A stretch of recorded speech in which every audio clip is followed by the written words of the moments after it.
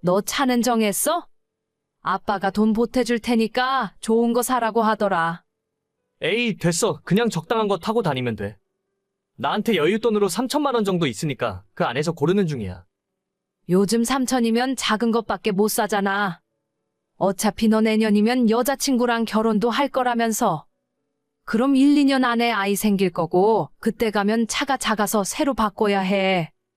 그런가? 3천이면 충분할 줄 알았는데. 아빠가 3천 더 보태준다고 하니 이참에 좋은 차로 바꿔. 6천이면 제네시스 같은 거 살 수 있지 않니? 그렇긴 한데 내가 그런 차 타는 게 어울리긴 할까? 너무 비싼 거 아니야? 살짝 부담스러운데. 너가 뭐 어때서? 어차피 결혼할 때 살 집도 미리 마련해놨잖아. 그러니까 이번에 직장도 새로 발령받은 김에 차 한 대 정도는 살 수도 있지. 좋은 차 사서 안전하게 오래 타면 돼. 나야 좋은 차 타면 나쁠 건 없지. 근데 엄마 아빠가 도와준다고 하니까 좀 미안하기도 하고. 너 결혼 선물 미리 해주는 거라고 생각해. 그나마 우리 집에서 같이 살 때는 괜찮았는데. 너가 따로 나가 살게 되니까 아빠가 뭐라도 해주고 싶은가 봐. 너무 거절하는 것도 아빠 입장에서 서운할 수 있어. 그냥 고맙다 하고 받아. 알겠어. 전 그러면 감사하게 받을게. 이삿짐 정리도 이제 거의 다 끝나간다. 이번 주 주말에는 올라갈게요. 바쁘면 안 와도 돼. 너가 거기에서 적응하는 게 먼저지. 저는 대학 졸업하고 나서 쭉 부모님 집에서 지내고 있었어요. 그 당시에는 부모님 집이 직장에서 조금 멀긴 해도 지하철로 출퇴근을 할 수 있었는데 몇 달 전에 갑자기 세종시로 발령이 나는 바람에 혼자 이사를 올 수밖에 없었습니다. 제가 다니는 직장이 발령이 나면 무조건 명령에 따라야 하고 언제 다시 수도권으로 돌아올지 기약도 없기 때문에 결혼을 약속한 여자친구도 저를 따라 같이 세종시로 내려와 살기로 했죠. 그동안 모아놨던 돈으로 전셋집을 구했고 여자친구가 내려오면 혼수를 맞춰서 한 집에 같이 살 생각이었어요. 이미 양가 부모님들 허락도 다 받아놨고 내년 봄에 결혼식 올릴 예정이라 지금부터 같이 살아도 큰 문제는 없었습니다. 하지만 부모님 집에서 지낼 적에는 항상 대중교통을 타고 다녔으니 자가용이 필요 없었어요. 서울 생활이라는 건 차를 운전하는 것보다 오히려 대중교통이 훨씬 빠르기도 했고 가끔 주말에 한번 여자친구와 데이트를 할 때는 부모님 차를 빌려서 타면 되니까 차를 살 이유가 하나도 없었죠.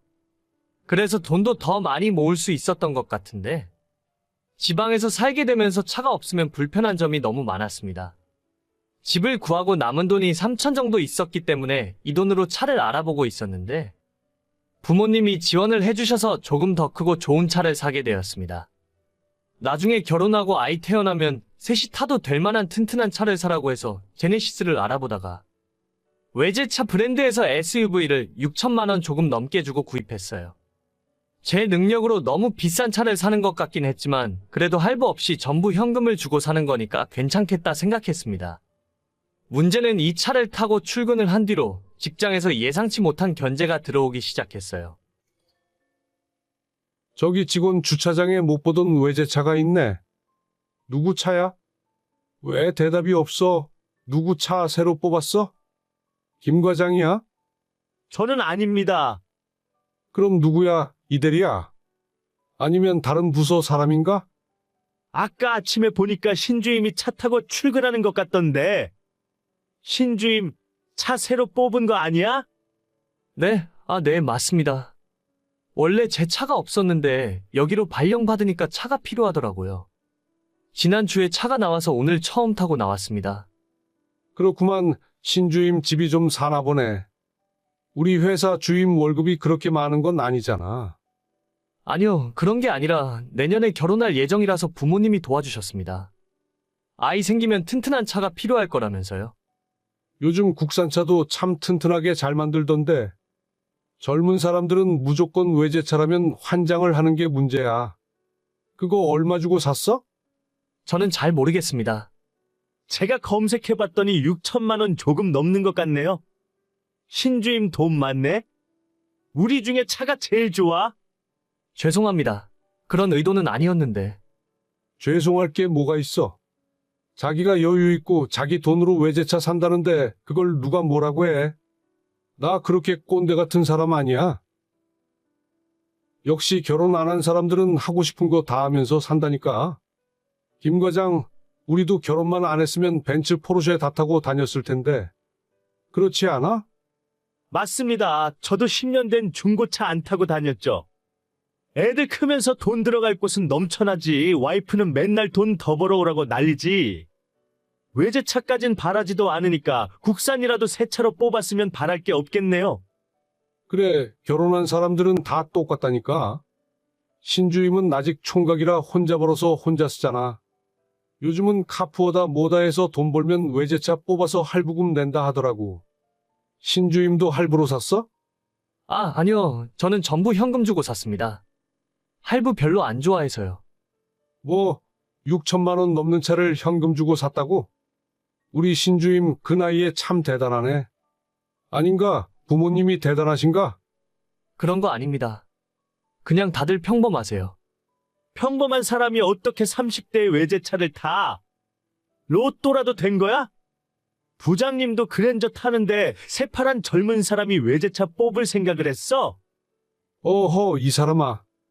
누가 보면 내가 외제차 타지 말라고 한 줄 알겠네. 신주임, 우리는 그런 거 신경 안 쓰니까 맘 놓고 타고 다녀. 근데 창피해서 나도 이제 차를 바꾸던지 해야겠다. 부장님, 뭐로 바꾸시게요? 부장님이 바꾸시면 저도 바꾸겠습니다. 글쎄, 우리 신주임이 외제차 타니까 나도 외제차 한번 알아볼까? 벤츠, 이런 건 요즘 얼마나 하나? 부장님 인격에는 S클래스 이 정도는 타주시는 게 맞죠? 그거 엄청 비싸잖아. 신주임 정도 되는 사람들이나 살 수 있는 거지. 나 같은 평범한 사람은 못 사. 김 과장, 우리는 제네시스나 한번 알아보자고. 제네시스도 저한테는 무리입니다. 부장님 제네시스 뽑으시면 저는 그랜저로 알아보겠습니다. 원래 부하 직원은 한 급 낮춰서 타는 게 맞죠? 그래, 그런 법이 있었어? 그럼 우리 회사에서는 신주임이 가장 높은 사람이네. 앞으로 결제는 신주임한테 다들 받으라고, 알겠지? 부장님 농담도 정말 잘하십니다. 유머 감각이 탁월하세요.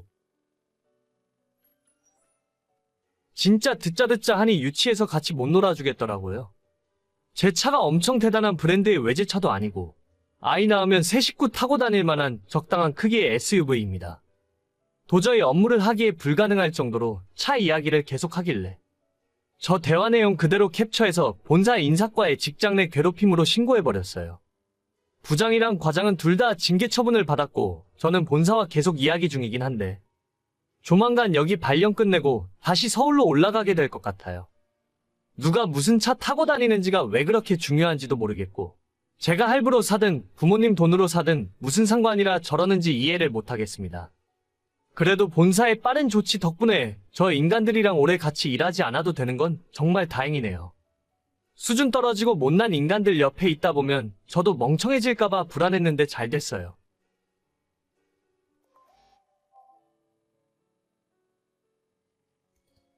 현아 씨, 오늘 퇴근하고 바빠요? 글쎄요, 오늘은 별다른 약속 없는 것 같은데요?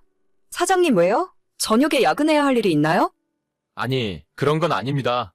저번에 현아 씨가 맡아서 해준 일도 잘 끝났고, 덕분에 사장님에게 금일봉 받은 것도 있어서 저녁에 고기라도 사드리려고 하는데, 시간 괜찮으세요? 고기요? 진짜요? 소고기 먹으러 가나요?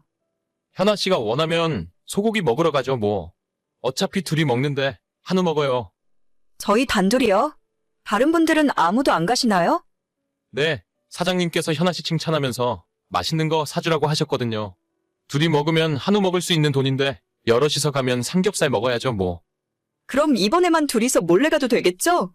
다른 분들에게 조금 죄송하긴 한데.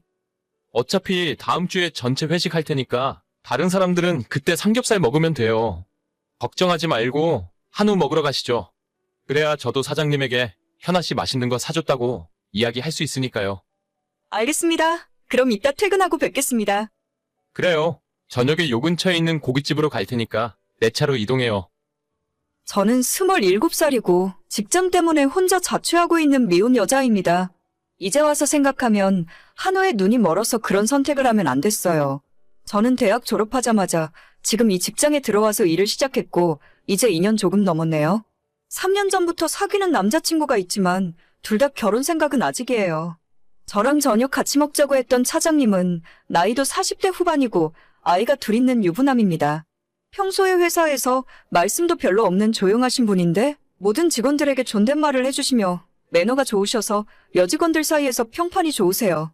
게다가 신입사원 때부터 저한테 일도 꼼꼼하게 잘 가르쳐 주셨고 다른 능글맞은 아저씨들과는 다르게 이상한 농담 같은 것도 전혀 하지 않으셔서 인간적으로 꽤 괜찮은 분이라 생각했습니다. 그래서 둘이 고기 먹으러 가자고 하셨을 때도 전혀 이상한 생각은 들지 않았어요. 실제로 제가 회사 세금 문제 때문에 지난 2달 동안 정말 바쁘게 일을 했었거든요. 사장님도 항상 저한테 고생한 우리 미쓰리한테 맛있는 거 한번 사줘야 하는데 라는 말을 자주 하셨기 때문에 진짜로 사장님이 시키셔서 저만 고기를 사주는 줄 알았어요. 이제 와서 생각해보면 조금 이상한 구석의 한두 가지가 아니었지만 그때까지만 해도 차장님 말씀을 철석같이 믿고 있었습니다. 현아 씨, 이제 슬슬 퇴근 준비하고 내려와요. 다른 직원들이 보면 혹시라도 오해받을 수 있으니까 뒷문 쪽 주차장으로 나와요. 알겠습니다. 지금 하는 일만 마무리 짓고 10분 안으로 내려갈게요. 근데 오늘 한 분 더 오실 텐데 괜찮을까요? 현아 씨도 아는 분이에요. 다른 분이요? 저희 회사 사람인가요? 솔직히 저희 회사는 아니고 거래처에서 일하시는 분인데 현아 씨랑 자주 보고 얼굴도 아는 사이일 거예요. 아, 그게 저는 저희 둘만 가는 줄 알았는데 모르는 사람 있으면 불편해서 먹기가 좀... 아니에요. 현아 씨랑 잘 아는 분일 텐데. 막장건설 아시죠? 거기에서 일하시는 분인데 얼굴 보면 아실 거예요. 제가 그분이랑 친분이 좀 있어서 오늘 식사하는 김에 같이 약속을 잡아버렸네요. 불편하시면 그냥 그분한테 다음에 보자고 할까요? 이미 약속 잡으신 것 같은데 괜찮아요. 저는 그냥 밥만 먹고 가면 되니까 상관없어요. 이해해줘서 고마워요. 현아 씨는 그냥 고기만 맛있게 먹으면 될 거예요. 알겠습니다. 갑자기 거래처 회사에 직원을 데려온다고 해서 솔직히 좀 깜짝 놀랐어요. 그래도 얻어먹는 처지에 뭐라고 하긴 그렇고 나는 신경 쓰지 말고 조용히 고기나 먹고 가면 그만이라는 생각이었죠. 사장님 차를 타고 식사 장소에 도착을 했더니 정말 어디서 많이 보던 분이 나와 계시더라고요. 얼굴도 까무잡잡하고 연세는 50대 후반에서 60대로 보이는 아저씨였는데 차라리 저랑 나이 차이가 확 나는 분이라서 신경 쓸 일 없어서 좋겠다 싶었죠. 자리에 앉자마자 기다리던 한우를 시켜서 먹기 시작했고 오랜만에 먹는 소고기라서 그런지 정말 입에서 살살 녹고 맛있었어요. 다들 직장인들이라 별로 할 말도 없고 이런저런 회사 이야기나 서로 사장님 뒷담화도 하면서 아저씨들이랑 그런대로 즐겁게 식사를 하고 있었는데 갑자기 저랑 함께 온 차장님이 화장실을 다녀오겠다고 하고는 한참 동안 그대로 돌아오지 않더라고요. 사장님, 무슨 일 있으세요? 20분이 넘었는데 왜 안 돌아오세요? 현아 씨 미안해요. 나 오늘 집에 급한 일이 있어서 먼저 들어가 봐야 할 것 같아요. 계산은 저희 먹은 것까지는 했고 추가로 주문한 거 있으면 그 형님이 하실 거예요. 편하게 식사하고 즐거운 시간 보내요. 아니 갑자기 이러시는 게 어디 있어요? 제가 이분이랑 무슨 이야기를 하라고. 저 그냥 일어날래요. 너무 그러지 말고 한 30분만 더 있어봐요. 아무튼 오늘은 너무 미안해요. 내가 다음에 크게 한턱 쏠 테니까 화내지 말고. 사장님! 이게 대체 무슨 상황이에요? 그렇게 저는 거래처 아저씨와 단둘이 남게 되었습니다. 그분은 관심도 없는 본인 소개를 줄줄이 하기 시작했어요. 나이는 58세, 아직 미혼이고 팔순의 노모와 둘이 살고 있다고 하시네요. 이미 그 전에 고기를 먹으면서 소주를 한 잔씩 마시고는 있었는데 식사도 거의 끝나고 저도 집으로 돌아가려 했지만 그분께서 소주 한 병을 추가로 시키더라고요. 자기랑 이거 한 병 다 마실 때까지만 이야기 좀 하자면서 저한테 남자친구가 있는지 물어보고 연애 상대로 연상은 어떻게 생각하느냐 묻더라고요. 그때 제 기분은 정말 참담했고 뭐라고 말로 표현할 수도 없었습니다. 2년 전에 저를 처음 봤을 때부터 상냥하고 싹싹한 모습이 참 마음에 들었다면서 특히 우더른들께 잘해서 좋다는 칭찬을 하시더라고요. 제가 중학교 때까지 집안 사정 때문에 외할머니와 함께 살아서 평소 어른들에게 잘하고 말도 싹싹하게 하는 편이긴 해요. 아무리 그래도 그렇지 저랑 20살도 넘게 차이 나는 아저씨가 어떻게 저한테 호감을 표현할 수 있는지 소름이 쫙 끼치더라고요. 소주잔에 담긴 술을 다 먹으면 사귀는 거라며 웃기지도 않은 농담을 하고 자꾸만 저한테 술을 더 먹이려 하고 이 술 다 먹을 때까지는 못 간다고 하길래 그냥 콜택시 불러서 도망치듯 빠져나왔습니다. 그 자리에 더 있다가는 무슨 일을 당할지 모르겠다는 생각이었고 이 모든 상황이 너무 불쾌했거든요. 뒤에서 저를 붙잡는 소리가 들렸지만 무시하고 택시가 오자마자 타고 집으로 가고 있는데 모르는 번호로 연락이 오더라고요. 현아 씨, 오늘 즐거웠습니다. 다음에 또 만날 기회가 있었으면 좋겠네요. 누구시죠? 오늘 같이 식사했던 카페입니다. 유카페요. 이 번호가 제 번호니까 저장하세요. 아, 정말 죄송한데 앞으로 따로 연락은 안 하셨으면 좋겠어요. 왜 그러시죠? 그냥 별다른 뜻 없고 친하게 지내면서 가끔 밥도 먹고 쇠주 한잔 하는 사이로 지냈으면 좋겠습니다. 편한 오빠라고 생각하세요. 아니에요. 제 남자친구가 알면 화를 많이 낼 것 같아요. 진짜로 연락 안 해주셨으면 좋겠어요. 그 남자랑 당장 결혼할 것도 아니잖아요. 인생 어떻게 될지도 모르는데 열린 마음으로 생각해 보자고요. 능력 있는 연상 오빠랑 한번 만나보는 것도 나쁘지 않아요. 아니에요. 저희 아빠랑 형님 동생 하실 나이인 것 같은데 너무 부담스러우니까 그만해주세요. 형님 동생 하다가 장인 사위 될 수도 있잖아요. 사랑의 나이가 뭐가 중요하겠습니까? 현아 씨 처음 봤을 때 어른들에게 싹싹한 모습 보니까 울 어머니 생각나더라고요. 저런 여자면 같이 살아도 시어머니한테 참 잘하겠다 싶고 좋았어요. 아니요. 저는 그럴 일 없고 더 이상 대화 나누는 건 의미 없는 것 같아요. 차단할 테니까 연락하지 마세요. 더 이상 선 넘으면 저도 가만히 있지 않을 거예요. 현아 씨 한번 잘 생각해 보세요. 어떻게 58살 먹은 아저씨가 나한테 저런 생각을 품고 있는지 정말 징그러운 기분이었어요. 저도 연애를 할 때 위로아래로 나이 차이는 큰 상관없다고 평소에 생각하고 있었습니다. 상대방 남자가 충분히 괜찮은 사람이라면 띠동갑 정도는 만날 수도 있다 싶어요. 그런데 내일 모레 은퇴할 나이인데 별다른 직급도 없는 아저씨랑 제가 만날 이유는 없잖아요. 게다가 늙은 홀어머니까지 모시고 산다는데 제가 어머니 잘 모실 것 같아서 좋다고요? 진짜 그 말 듣는 순간 앞에 있는 소주병으로 그냥 확! 아무튼 집에 오는 내내 진정도 안 되고 너무 화가 나서 차장님에게 다시 연락을 했습니다. 저기요 차장님, 진짜 너무한 거 아니에요? 어떻게 제 연락처까지 알려줄 수가 있어요? 미안해, 현아 씨. 다음에 내가 진짜 크게 한턱 쏠게. 그 형님이 현아 씨가 너무 마음에 들었는지 꼭 자리 한번 만들어 달라고 하길래. 저 진짜 이번 일 그냥 안 넘어가요. 내일 출근하면 인사과에 이야기할 테니까 알아서 하세요. 사장님이 뭔데 제 번호를 함부로 알려줘요. 저 경찰에 신고할 테니 그렇게 아세요. 현아 씨, 그렇게 하면 회사에서 서로 곤란해져. 내가 다시는 연락 안 오게 막아줄 테니까 한 번만 용서해줘. 응? 내가 그까짓 회사 그만두는 한이 있어도 당신 같은 인간은 절대 용서 못해. 팔아먹을 게 없어서 부하 직원을 팔아먹어?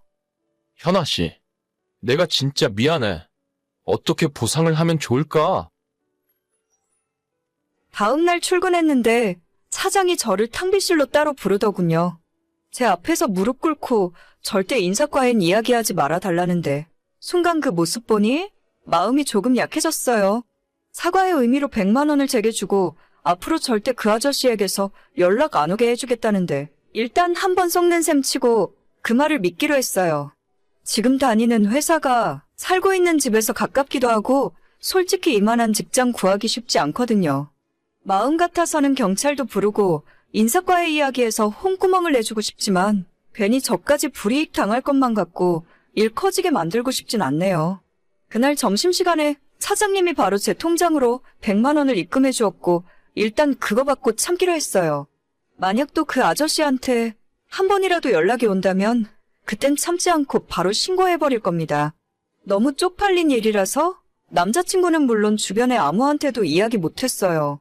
지금도 어떻게 20살 차이 아저씨가 저한테 고백할 수 있는지 그렇게 내가 만만하게 보였을까 하는 생각에 며칠째 우울한 마음이 가시질 않습니다. 오늘의 사연은 여기까지입니다. 구독과 좋아요, 알림 설정은 많은 힘이 됩니다. 다들 행복하시고 좋은 하루 되세요.